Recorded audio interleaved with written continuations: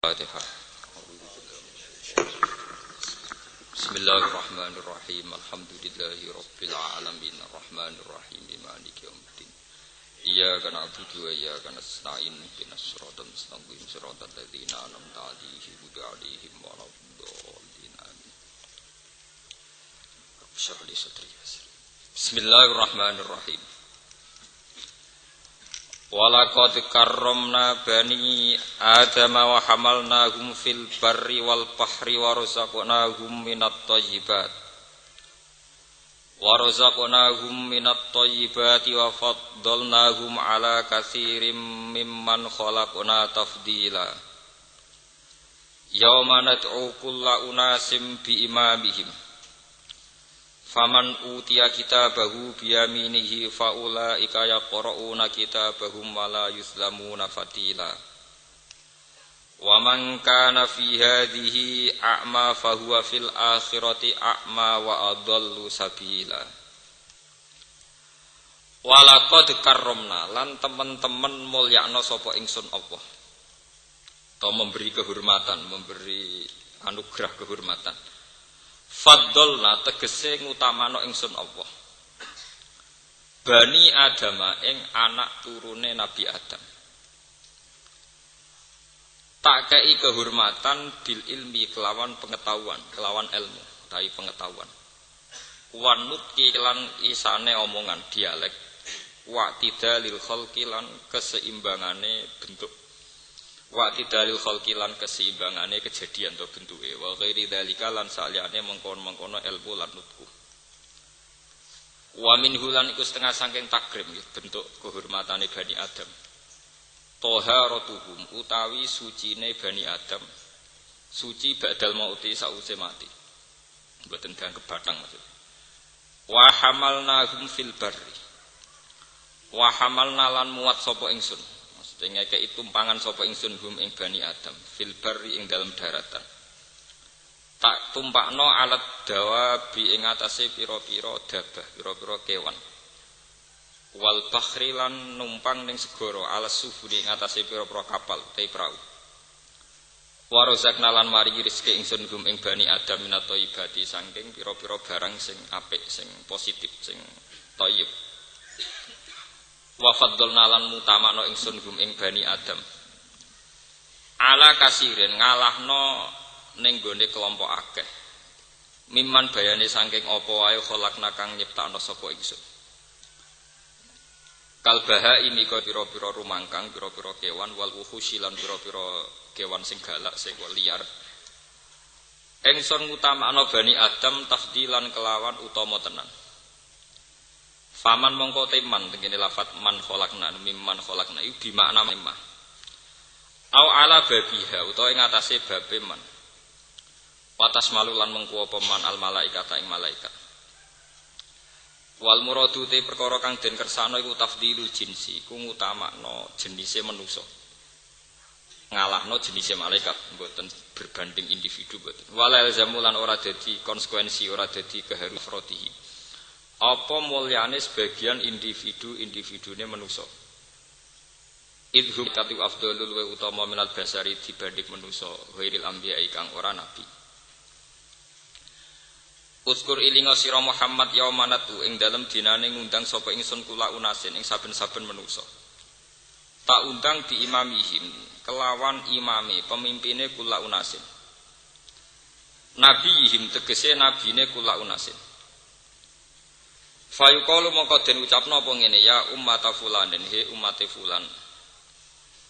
Au bi kitabi a'malihim utawa tak celuk kelawan catetan ngamal-ngamale Anas. Fayuqalu mongko den ucapno apa ngene ya sahibal khairi he wong sing duweni kaapian sahibas sari he wong sing duweni kaelekan. Wa huwa utawi ikilah yaum iku yaumul kiamat dina kiamat. Faman mongko tisapani wong uti aku den paringi sapa man minhum saking nas kita bahu ing catatane man. Biyaminihi kelawan tangan tengene man.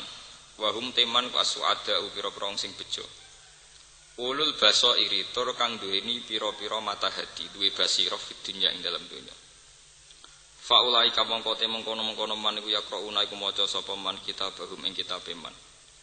Wala yuzlamuna ora den ngani ngaya sapa man yung kosunat tegese ora den ngani ngaya sapa man min a'malihim sanging pira-pira ngamali man. Fatilan kelawan sidik banget. Qadra qasratin nawat. Sak kadar kulit arine biji kurma iki kuno nak manani kulit ari te kulit nggih kulit ari. Waman disapane wong kana ana sapa man fi hadi ing dalam ikilah donya fi dunya tegese ing dalam donya iku ama iku picek. Picek utawa ora roh anil haqi sanging barang hak. Wong sing zaman ning donya picek fawa mengko teman fil akhirat ing dalam akhirat iku ama iku luwih picek. Antori kotin najati sanging dalan keselamatan wa qiraatil Qur'ani lan maca Qur'an. Wa adallu lan luwih sesat apane sabilan apane dalane utawa arahe. Adu tegese luwih adu apane torikon apane dalane adu saking hak.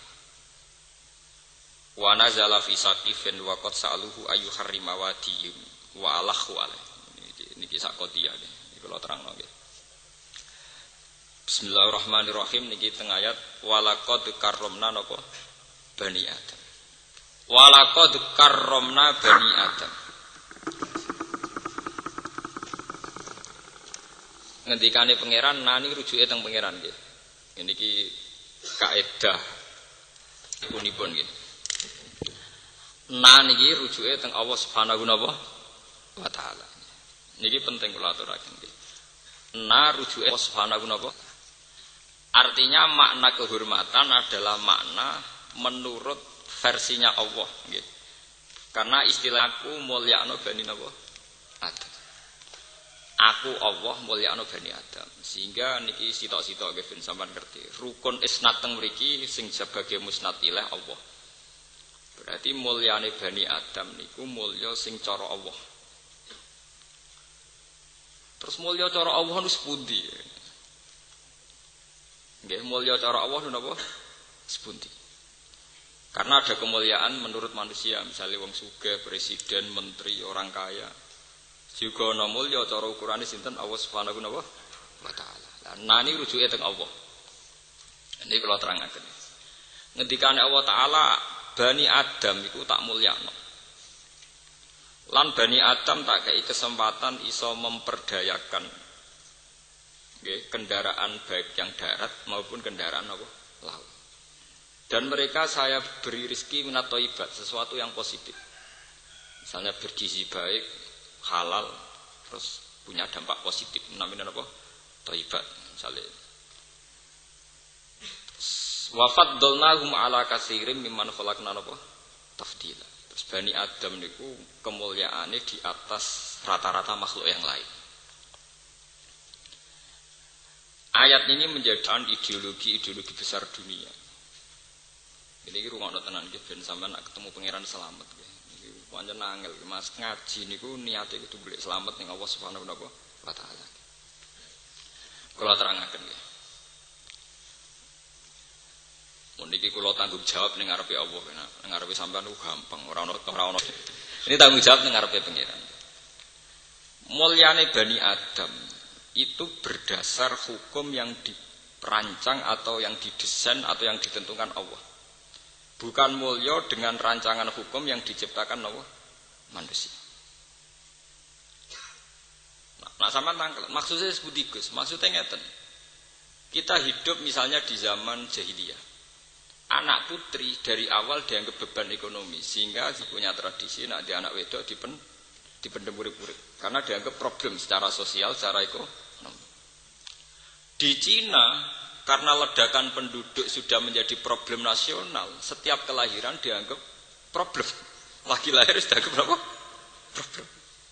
Sehingga di Cina ada undang-undang wajib anak satu. Indonesia dulu juga sama, tapi lewat KB. Masih tidak satu tapi pinter dua. Mulane rata-rata kiai ku nentang kabeh. Niki kula cerita. Artinya anak tiap lahir cara Allah nggawa kehormatan. Kullu mauludin yuladu alal fitrah. Itu dari segi hukum agama. Kemudian menurut hukum rasional terserah masing-masing. Dalam negara yang penduduknya kecil disuruh produksi anak seaki-aki untuk memperpadat penduduk, misalnya daerah transmigrasi. Tapi untuk daerah yang dianggap ledakan penduduk problem, setiap kelahiran dianggap apa? Problem. Terus manusia menciptakan ukuran-ukurannya sendiri, ya, menciptakan ukuran-ukurannya apa? Sendiri. Begitu juga ideologi dunia menciptakan ukuran-ukurannya sendiri. Nah, cara ideologi Kristen, anak lahir itu membawa dosa, sehingga punya utang jasa sama Yesus, karena Yesus yang menebus apa? Dosa.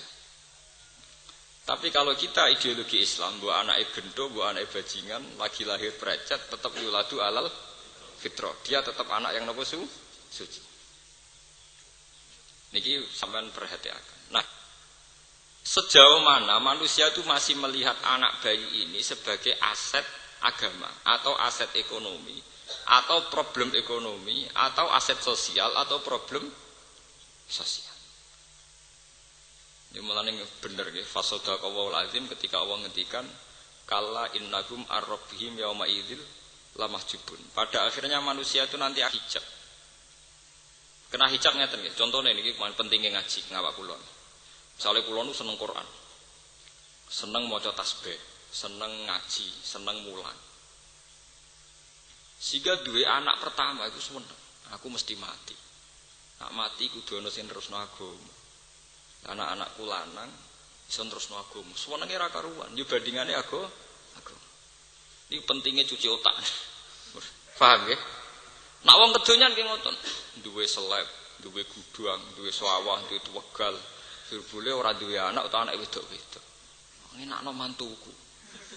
Bareng precet lanang senenge ra kuan, ora kelyo. Keli udah beb nilai-nilai dunia. Ya saiki kena utek wong wedok-wedok sing trafficking. Wah iki bayi apik larang irgane nggih. Tenggene Pulau Kucing perbatasan Malaysia Kalimantan itu wonten trafficking perdagangan anak. Bayi lahir dianggap aset ekonomi. Nak gak pincang, gak picek, wah larang. Makanya sekarang kriminal terbesar di Jakarta di Kucing itu bukan kriminal prostitusi. Kriminal wong nakal produksi anak. Engko anak di napa? Didol. Kiai-kiai sing ngaramno wartawan ora pati setuju. Wartawan pancen dosa, penggane ngrasani wong. Tapi hikmahnya yo gede. Umpama ora ono wartawan, berita-berita ngono itu tidak diekspos secara nasional. Karena yang punya sigi, yang punya lusur, yang punya sidik itu hanya wartawan. Dan itu bantu kepolisian sekali untuk menangkap nopo trafficking itu pelaku-pelaku penjualan nopo anak. Nah, ketika sudut pandang terhadap anak itu beda-beda sesuai pemahaman orang. Kalau orang agama dianggap aset agama, ini penerus agama. Kalau orang kaya dianggap penerus dinasti kekayaan. Kalau trafficking dianggap aset ekonomi. Berarti PR ulama atau PR kiai adalah bagaimana masyarakat bisa memandang anak secara positif, yaitu dianggap sebagai aset apa? Agama. Kalau sampai kiai-kiai itu gagal mendesain atau gagal memandu masyarakat supaya berpikir positif terhadap anak, maka nanti kegagalan akan terus jalan. Karena nanti orang melihat anak sesuai desain, sesuai jalan otaknya masing-masing. Yang kalau nanti delok teng TV, kalau kan sering penelitian, selain delok teng TV sering penelitian. Direktur anak jalanan teng Jogja nu kanca akrab kula. Teng rumah singgah. Itu problemnya itu memang begitu. Orang-orang nakal di Jakarta itu sekarang itu lebih seneng produksi anak. Wong nakal sing produktif, sing tukang bayi. Niku dibuai secara nakal juga. Kemudian nanti anaknya napa? Dijual. Belum nanti di Kucing, di perbatasan Malaysia dengan Putih Kalimantan Barat. Itu ngeri betul. Sementara kita masih berkutat, itu tidak bisa. Mengenai Kanjeng Nabi dalam banyak hadis ngendikan angkihul waludal wadud fa inni mubahin bikumul umam. Gak apa-apa kowe golek bojo sing tukang manak. Asal anak iku dadekno banggaku. Iso mbok hitung to, misale anak 10 kere kabeh busung lapar banggane ning ndi. Dadi aja jumlah ketok, tapi yang melahirkan apa kebanggaan. Oh, kadang-kadang macane hadis ora bar, penting anake akeh. Terusane hadis iku sing ana banggane fa inni mubahin bikumul umam. Mboten niki kula cerita strategi politik ben sampean paham. Kemudian masalah KB, nggih, rata kiai setuju. Saya sendiri secara pribadi setuju kalau dengan arti KB itu membuat kualitas napa hidup yang lebih napa baik. Tapi yang menjadi masalah itu kan begini misalnya nggih. Ben sampean ngrasa dosa nak melarat teman-teman ben ngrasa napa? Dosa. Misalnya kalau Cina yang kaya, iku kelangsungan kekayaannya bisa langgeng gara-gara mereka punya anak yang potensial meneruskan apa? Kekayaan. Karena mereka hidup secara tertib, duit tabungan, anaknya lagi lahir di asuransikno. Sehingga lagi lahir di tabungan 1 miliar. Engko pas tuwek 10 miliar. Sehingga pas ABG puber langsung jadi bos. Dan Cina ini misalnya juga anak telu. Kue sing kiai musola langgar penceng ya dia anak telu. Anak lahir hamilnya wis diutangan. Lahirnya nganggo duit utangan. Ini tidak fair saja. Kemudian cara pendidikan ya pakai duit utang. Bagaimana Anda bisa membayangkan anak telu iki sing anak imam musola berkompetisi dengan dari lahir wis duwe asuransi. Kowe ini sinau tenan nganti dadi pakar ekonomi.